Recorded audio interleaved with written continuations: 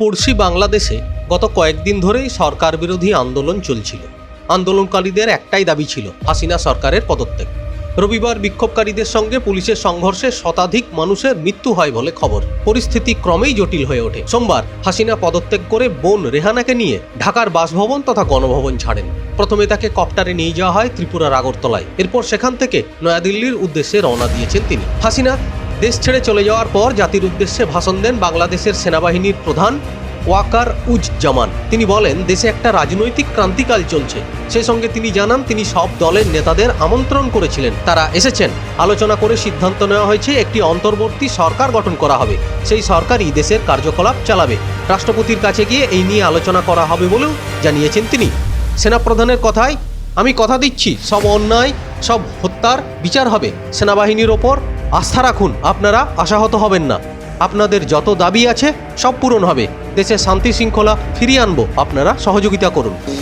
সমস্ত রাজনৈতিক দলের নেতৃবৃন্দকে এখানে আমন্ত্রণ করেছিলাম, ওনারা এখানে এসেছেন। আমরা একটা সুন্দর আলোচনা করেছি।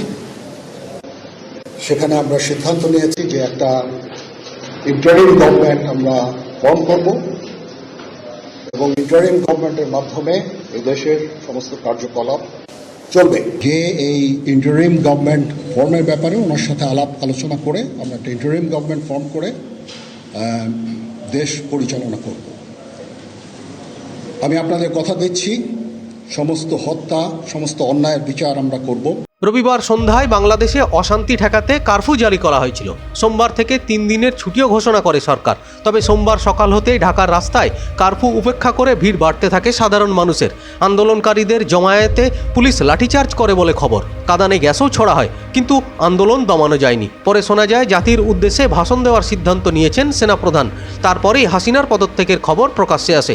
বাংলাদেশ গণমাধ্যম সূত্রে খবর, প্রধানমন্ত্রীর পদত্যাগের মাঝেই বাংলাদেশের রাস্তায় নামেন হাজার হাজার মানুষ।